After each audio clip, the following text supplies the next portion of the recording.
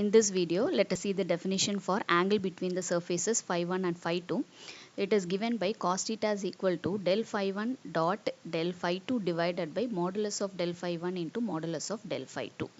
And then here one more remark over here is when the two surfaces are orthogonal, then the condition is del phi 1 dot del phi 2 is equal to 0. Orthogonal means what? The both the tangents of those surface will be at a 90 degree perpendicular to each other, right? So that here theta becomes 90 degree means cos 90 will become 0. So if you cross multiply that, automatically we will get del phi 1 dot del phi 2 is equal to 0, right? Whenever the two surfaces are orthogonal, it satisfies the condition del phi 1 dot del phi 2 is equal to 0.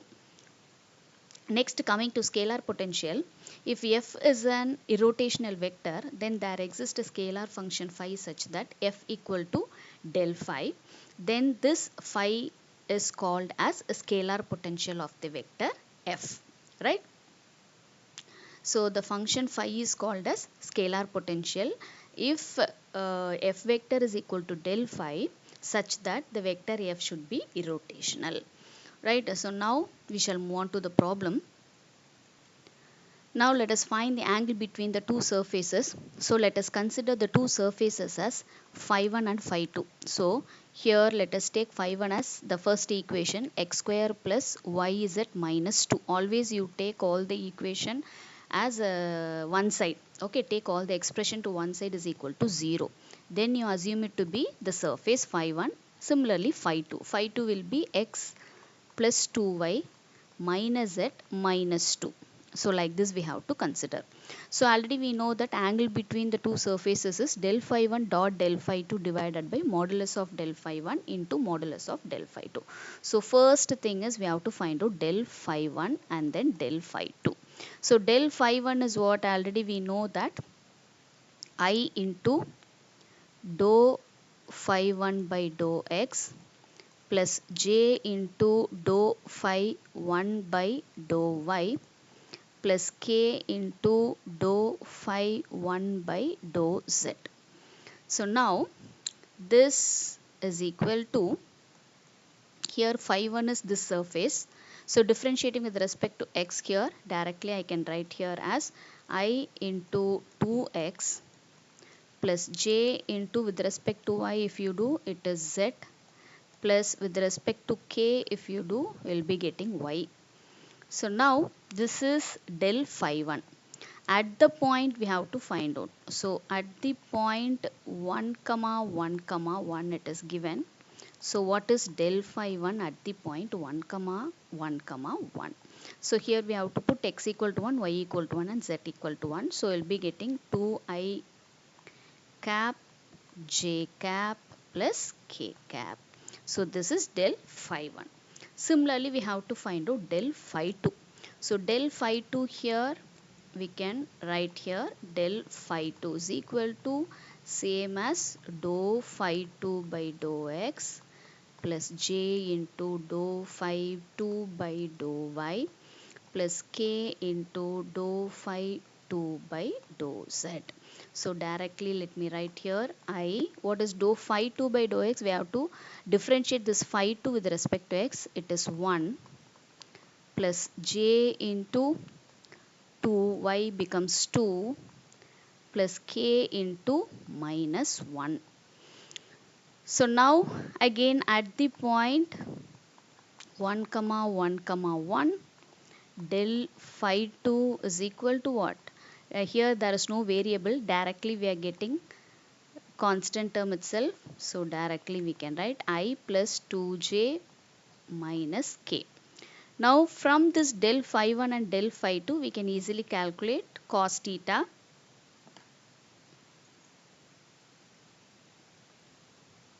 We know that the formula cos theta is equal to del phi 1 dot product del phi 2 divided by modulus of del phi 1 modulus of del phi 2. So now we can write it over here, dot product of 2i plus j plus k dot I plus 2j minus k divided by root of 2 square plus 1 square plus 1 square. This is modulus of del phi 1. Modulus of del phi 2 is 1 square plus 2 square plus minus 1 square. So directly we can write it here. So if you take dot product, we have to multiply I component, j component, k component correspondingly. So 2 into 1 2 plus 1 into 2 2 plus 1 into minus 1 is minus 1 divided by, here it is 2 square is 4 plus 1 is 6. So root 6 into root 6. So this is equal to 2 plus 2 4, 4 minus 1 is 3 divided by root 6 into root 6 is 6. So if you simplify this, you will be getting 1 by 2, that is cos theta is equal to 1 by 2. If cos theta is equal to 1 by 2, then theta is equal to cos inverse of 1 by 2. So theta is equal to pi by 3. So finally this is the angle between the two surface phi 1 and phi 2. Next question is, show that the vector f is irrotational and also we have to find the scalar potential phi. So first let us prove the vector is irrotational. So for irrotational, what we have to prove is, we have to prove del cross f is equal to 0. So to prove this, first let us consider del cross f. So cross product is what? Determinant of I, j, k. First we have to write like this.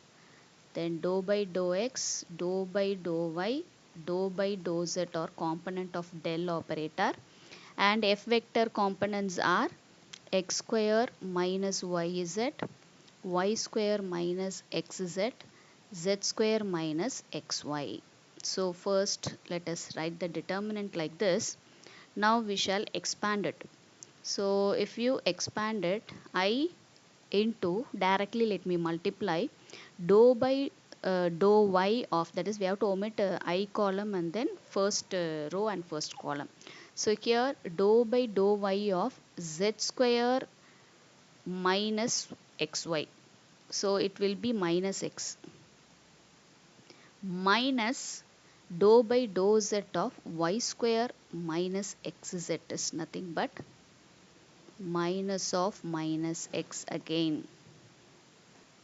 Next, j into dou by dou x of z square minus xy is minus y minus again dou by dou z of x square minus yz is minus y. Next, plus k into, we have to omit that first row and the last column. So dou by dou x of y square minus xz is minus z minus dou by dou y of x square minus yz is minus z here. So now both are of similar term which has been subtracted. So this gives you 0 vector. So del cross f vector is 0 implies vector f is irrotational. Now since it is irrotational, then only we can have the condition as f vector is equal to del phi. Based on this only we can able to find out what is the scalar potential phi. Now let us assume the condition f vector equal to del phi. So f vector means the vector given in the question. What is the vector given in the question? X square minus yz into I plus y square minus xz into j plus z square minus xy into k is equal to del phi. Del phi is what? I into dou phi by dou x plus j into dou phi by dou y plus k into dou phi by dou z. Now we have to equate the component of I, j and k. So if we equate, we will be getting dou phi by dou x is equal to x square minus yz. Similarly, dou phi by dou y will be equal to y square minus xz. Next, dou phi by dou z will be z square minus xy. So from this, we have to find out phi by integrating this equation. Integrating on both the sides with respect to x. So x square integration with respect to x will be x cube by 3. And then here y is at, there is no x is here. So fully treated as constant. So integrating with respect to x will be getting xyz. Next is with respect to y we have to do.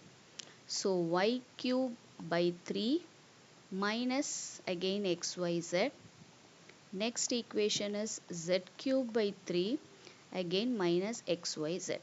So while integrating we have to add some constant. So here we have to add the constant as some function of y comma z because we are doing partially with respect to x.